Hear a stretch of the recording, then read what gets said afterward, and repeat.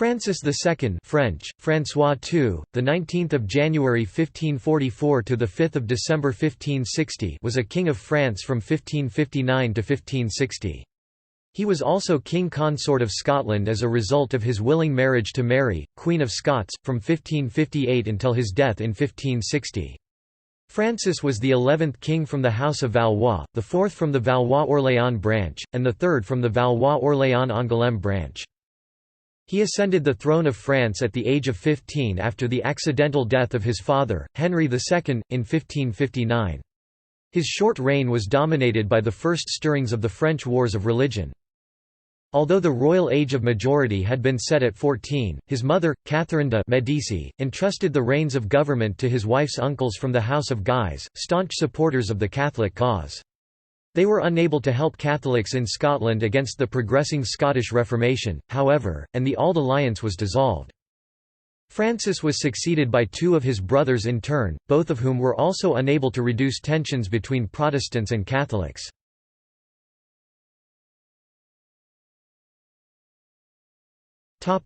Childhood and education 1544 to 1559. Born 11 years after his parents' wedding, Francis was named for his grandfather, King Francis I, and uncle. The long delay in producing an heir may have been due to his father's repudiation of his mother in favour of his mistress Diane de Poitiers, however this repudiation was negated by Diane's insistence that Henry spend his nights with Catherine. Francis was at first raised at the Château de Saint-Germain-en-Laye. He was baptized on 10 February 1544 at the Chapelle des Trinitaires in Fontainebleau. His godparents were Francis I, who knighted him during the ceremony, Pope Paul III, and his great-aunt Marguerite de Navarre. He became governor of Languedoc in 1546, and Dauphin of France in 1547, when his grandfather Francis I died. Francis's governor and governess were Jean Dumières and Françoise Dumières, and his tutor was Pierre Daines, a Greek scholar originally from Naples. He learned dancing from Virgilio Bracesco and fencing from Hector of Mantua. King Henry II, his father, arranged a remarkable betrothal for his son to Mary, Queen of Scots, in the Châtillon Agreement of 27 January 1548, when Francis was only 4 years old. Mary had been crowned Queen of Scots in Stirling Castle on 9 September 1543 at the age of 9 months following the death of her father James V. Besides being the Queen of Scotland, Mary was a granddaughter of Claude, Duke of Guise, a very influential figure at the court of France. Once the marriage agreement was formally ratified, the 6-year-old Mary was sent to France to be raised at court until the marriage. Although Mary was tall for her age and eloquent, her betrothed Francis was abnormally short and stuttered. Henry II commented that, "From the very first day they met, my son and she got on as well together as if they had known each other for a long time." On 24 April 1558, the 14-year-old Dauphin married the Queen of Scots in Notre Dame Cathedral in Paris. It was a union that could have given the future kings of France the throne of Scotland and also a claim to the throne of England through Mary's great-grandfather, King Henry VII of England. Until his death, Francis held the title King of Scotland. Mary and Francis were to have no children during their short marriage, however, possibly due to Francis's illnesses or his undescended testicles.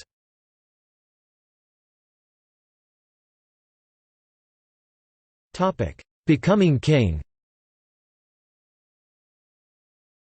A little over a year after his marriage, on 10 July 1559, Francis became king at the age of 15 upon the death of his father Henry II, who had been killed in a jousting accident. On 21 September 1559, Francis II was crowned king in Reims by his uncle Charles, Cardinal of Lorraine. The crown was so heavy that nobles had to hold it in place for him. The court then moved to the Loire Valley, where the Château de Blois and the surrounding forests were the new king's home. Francis II took the sun for his emblem and for his mottos Spectanda Fides, this is how faith should be respected, and Lumen Rectis, light for the righteous. According to French law, Francis at the age of 15 was an adult who in theory did not need a regent. But since he was young, inexperienced, and in fragile health, he delegated his power to his wife's uncles from the noble house of Guise, Francis, Duke of Guise, and Charles, Cardinal of Lorraine. His mother, Catherine de' Medici, agreed to this delegation. On the first day of his reign, Francis II instructed his 4 ministers to take orders from his mother, but since she was still in mourning for the loss of her husband, she directed them to the House of Guise. The 2 eldest brothers of the House of Guise had already had major roles in the reign of Henry II. Francis, Duke of Guise, was one of the most famous military commanders in the royal army, and the Cardinal of Lorraine had participated in the most important negotiations and matters of the kingdom. After the young king ascended the throne, the 2 brothers split the custody of the kingdom. Francis became head of the army and Charles the head of finance, justice, and diplomacy. The rise of the House of Guise worked to the detriment of its old rival, Anne de Montmorency, Constable of France. At the new king's suggestion, he left the court for his estates to get some rest. Diane de Poitiers, mistress of the previous king, was also asked not to appear at court.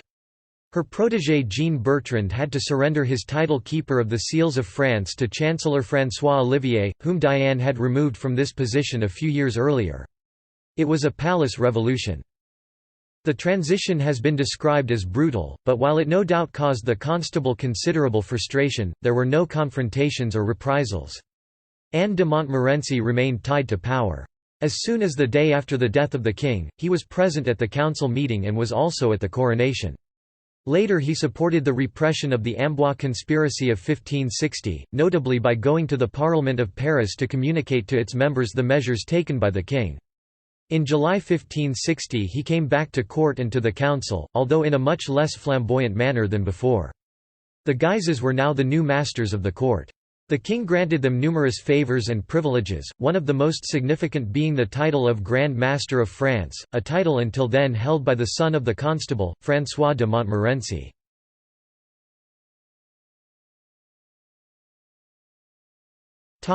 Reign 1559 to 1560.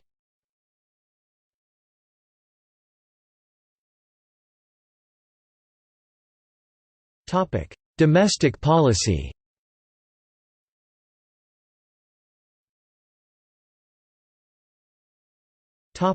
Catholic-Protestant religious strife. The reign of Francis II was dominated by religious crisis. His unpopular and repressive policy toward Protestantism motivated the Amboise conspiracy, in which certain Protestant leaders attempted a coup d'état against the king and the House of Guise. Due to growing discontent, the government tried conciliation. Under the influence of Catherine de' Medici, it started a dialogue with the proponents of this relatively new movement, while remaining implacable towards agitators.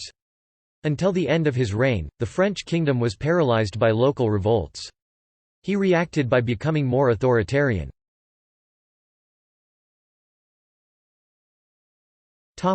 Unpopularity of the Guise government. From the beginning of their regency, the Guises faced deep discontent throughout the kingdom. The opposition was led by 2 princes of the blood who contested their power and their decisions as rulers. The Guises were seen by many as lacking legitimacy. To their adversaries, they were merely ambitious foreigners from Lorraine. Their father Claude, Duke of Guise, was the son of René II, Duke of Lorraine, who had been accorded French citizenship by King Francis I, his military companion. The main criticism against the Guises was that they were taking advantage of the king's youth to wield power arbitrarily. An opposition movement led by the Prince of the Blood Antoine of Navarre, King of Navarre, contested their power. Some theorists, such as François Hotman, believed that the law entitled the latter to be the king's senior advisor since he was a descendant of Louis IX of France and thus an heir to the throne if the House of Valois then in power disappeared. However, Antoine failed to prevail against the Guises when he came to court. The political decisions of the government were also contested. The Guises faced a disastrous financial situation. After decades of wars against the House of Habsburg, the public debt stood at 48 million livres, while the king had only 12 million livres in annual income. The Guises implemented a policy of austerity intended to improve the country's financial situation, but this contributed mightily to their unpopularity. They also delayed paying military personnel, the king's officials, and court suppliers. They reduced the size of the army, and many soldiers became unemployed. Frustrations mounted at court, as the cutbacks spared the regiments under the control of the Guises and their friends. In religion, the Guises increased the repression of Protestantism started by King Henry II. The autumn of 1559 saw a wave of house searches, arrests, and asset forfeitures. On 23 December 1559, the councillor clerk Anne du Bourg, magistrate at the Parlement of Paris, which had contested the repression, was publicly executed in Paris at the Place de Grève.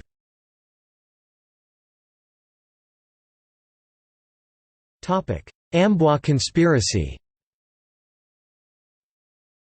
Determined to stop the persecution and have Protestantism officially recognized, a group of noblemen planned the Amboise conspiracy to overthrow the government and give power to the princes of the blood, who supported the new religion. The conspirators planned to take over the palace with the help of the royal guard, abduct the king, then eliminate the Guises if they offered any resistance. A substantial external military deployment was intended to secure the operation. The conspirators also most likely had the secret support of Louis, Prince of Condé, the ambitious younger brother of King Antoine of Navarre. During February 1560, the court received multiple warnings about the conspiracy. Due to that threat, the Royal Council decided, under the influence of Queen Catherine de' Medici, to make some concessions. On 8 March 1560, the king signed an edict granting general amnesty to Protestants. But it was too late, the conspiracy was already underway. From all parts of the kingdom, troops were on their way to the Château d'Amboise, where the court was in residence. In the cities of Tours and Orléans, they received money and weapons from the conspirators. The poorly organized conspiracy ended in a bloodbath. Its outcome was determined as early as 15 March when Jacques, Duke of Nemours, arrested some of the primary conspirators. Over the following days disorientated troops, mostly peasants, were arrested one by one in and around the forest of Amboise. The king was at first inclined to leniency. He freed them and ordered them to return to their homes. But on 17 March, 200 men tried to storm one of the city gates at the foot of the castle. Quickly repelled by the Duke of Guise, these rebels were unmercifully pursued. More than 100 were executed, some even hanged from the ramparts of the castle. The retaliation continued for several weeks, and almost 1,200 people died. The Guises were less certain how to handle the Prince of Condé. He had arrived at court during the uprising and helped to defend the castle. Interrogation of prisoners clearly placed him as the conspiracy's beneficiary, but the word of commoners did not count against that of a prince of the blood. Irrefutable written proof was needed to accuse him. Since he was still free, Condé left the court to meet his brother Antoine in the southwest.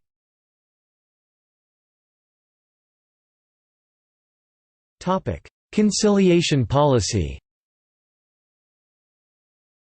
The outburst of violence caused by the Amboise conspiracy made the court decide that persecuting Protestants only made the religious crisis worse. Under the influence of Catherine de' Medicis and the members of the Royal Council, the government tried to ease tensions with a policy of conciliation. Clemency towards Protestants became policy. Public assemblies were still prohibited, but the government released all religious prisoners.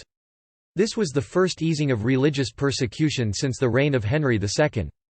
An edict signed at Romorantin in May 1560 was the beginning of the right to freedom of conscience in France. In April 1560, the Queen Mother had Michel de l'Hôpital named Lord Chancellor of France. The government was then dominated by averagers, humanists convinced that reconciliation among Christians was possible, based on reciprocal concessions. Charles, Cardinal of Lorraine, was himself open to church reform. An ecumenical council for the Church of France was officially proposed. Instead of gaining the consent of Pope Pius IV, the Cardinal and the Queen Mother called for a general council in which Christians of all opinions and from all over Europe would meet to reform the religion. The Pope opposed this. Even though they did not want to split from Rome, the Pope's opposition led them to threaten a national council if he did not agree. To mitigate criticism of the king based on his youth, the government tried to win him approval by communicating his decisions themselves. A gathering of the Estates General was suggested, but, fearing that they would be evicted due to their unpopularity, the Guises strongly opposed this. Under pressure from the Queen Mother, the Guises agreed to consult with the notables. This led to a meeting of the Assembly of Notables at Fontainebleau from 21 August to 26 August. The princes of the blood and the constable were asked to attend and to resume their roles in the King's Council. During this assembly, the Admiral of Coligny, future head of the Protestants, had a petition from Norman Protestants read before an amazed court that asked for freedom of religion. The assembly closed by convening the Estates General. Highly critical of the Pope, the Assembly of Notables also decided to gather France's bishops to obtain their consent for a national council. Afraid to see Gallicanism slip out of his control, the Pope eventually agreed to a general council, but rejected the attendance of any Protestant, as demanded by the French government. This decision led to the reopening of the Council of Trent.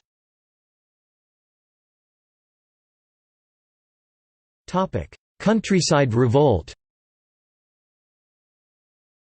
The government's conciliation policy was intended to ease tensions, but had the opposite effect.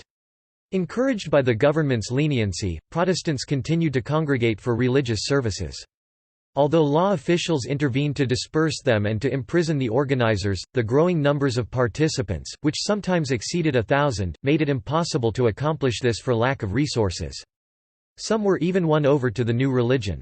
In some places Protestants challenged royal authority with riots and armed rebellions. The unrest that had started sporadically during the Amboise conspiracy spread over the summer throughout the kingdom.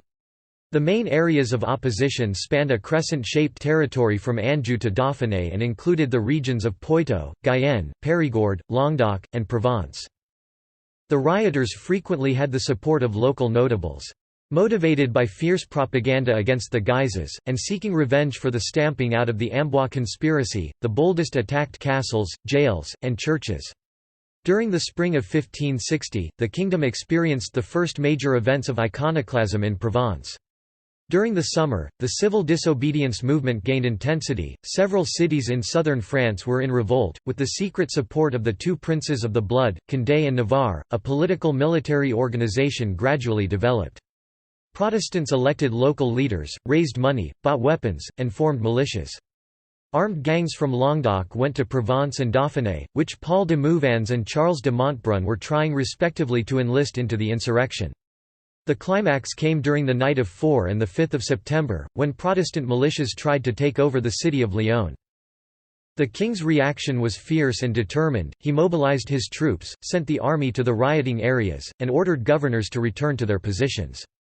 By autumn, order was slowly restored. Convinced that the Prince of Condé was responsible for the uprising, the king summoned him to court and had him arrested on 31 October 1560.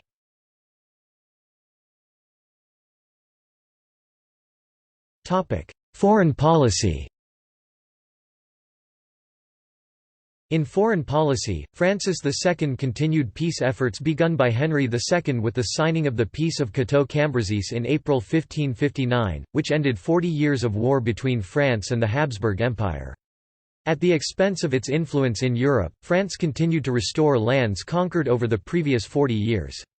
In this sense, the reign of Francis II began the decline of French influence throughout Europe, to the benefit of Spain. When King Henry II died, the restitution of these territories was well underway. Francis II, aware of the kingdom's weaknesses, reassured Spain of its intention to fulfill the treaty just signed. The Maréchal de Brissac, who displayed some unwillingness to evacuate Piedmont, was asked to change his behaviour and accelerate the withdrawal. By the autumn of 1559, France had completely left Savoy, and Piedmont, except for the 5 locations agreed upon in the Peace of Cateau-Cambrésis. If these were returned to the Duke of Savoy Emmanuel Philibert, Montferrat would be returned to Guglielmo Gonzaga, Duke of Mantua. Both were allies of Spain. Finally, Valenza, which Brissac was grumbling about releasing, was to be returned to the Spanish Duchy of Milan. On the Spanish side, King Philip II showed some unwillingness to return 4 locations in the northeast of the kingdom as required by the treaty. Border disputes renewed tensions between the two nations, but after months of protests Francis II finally obtained these territories, along with restitution of territories. The government of Francis II had to negotiate, pay, or claim compensations for people whose properties were taken or destroyed during the war. It also had to reach an agreement with Spain regarding the prisoners of war held by both sides.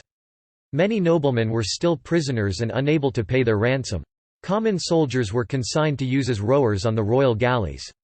Even after a reciprocal release compromise was signed, Spain was not eager to lose its prisoners. When Francis II died, France withdrew from Scotland, Brazil, Corsica, Tuscany, Savoy, and most of Piedmont.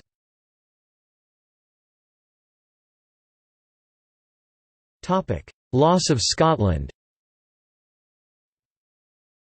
With the marriage of Francis II and Mary Stuart, the future of Scotland was linked to that of France. A secret clause signed by the Queen provided that Scotland would become part of France if the royal couple did not have children. The Queen's mother, Marie of Guise, was already regent for Scotland.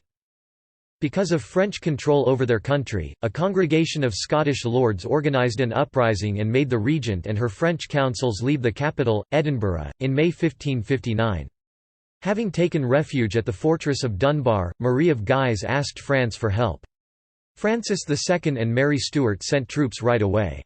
By the end of 1559, France had regained control of Scotland. Nothing seemed to stand in the way of France controlling Scotland apart from English support for the uprising of the Scottish nobles. Queen Elizabeth I of England was still offended that Francis II and Mary Stuart had put on their coat of arms those of England, thus proclaiming Mary's claims on the throne of England.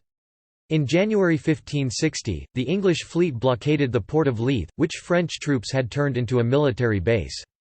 They were supported by the arrival in April of 6,000 soldiers and 3,000 horsemen, which began the siege of the city. Just as English troops were not particularly successful, the French troops found themselves in a better strategic position.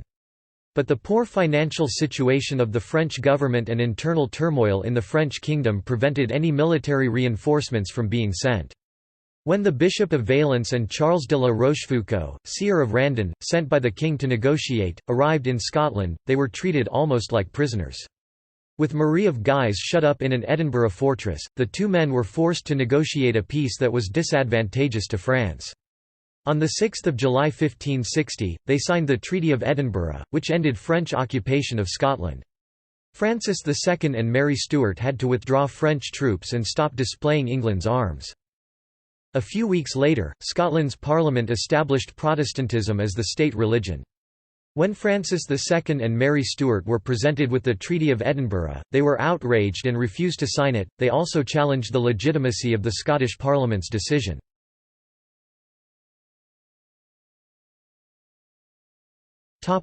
Death. The health of the king deteriorated in November 1560. On 16 November he collapsed, having suffered a syncopal episode.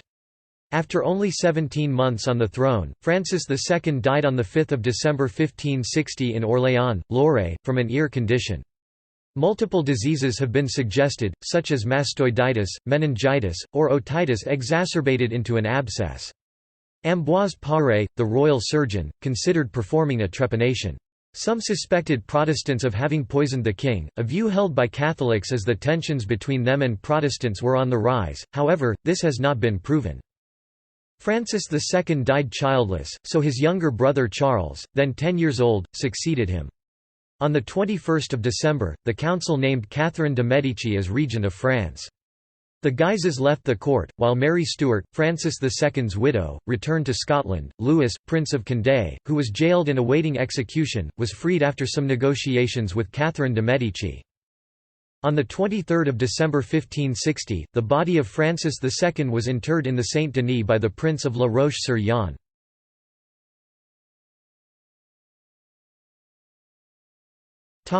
Posterity. Francis II had a brief reign.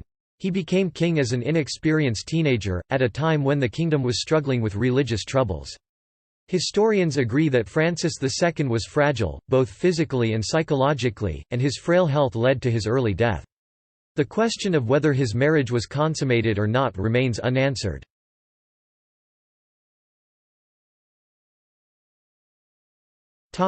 Titles and arms. King of France 1559 to 1560. King Consort of Scotland 1558 to 1560. Duke of Brittany 1544. Dauphin of Vianois 1547. Topic: Portrayals. Francis II is one of the main characters on the CW show, Reign. He is portrayed by British actor Toby Regbo.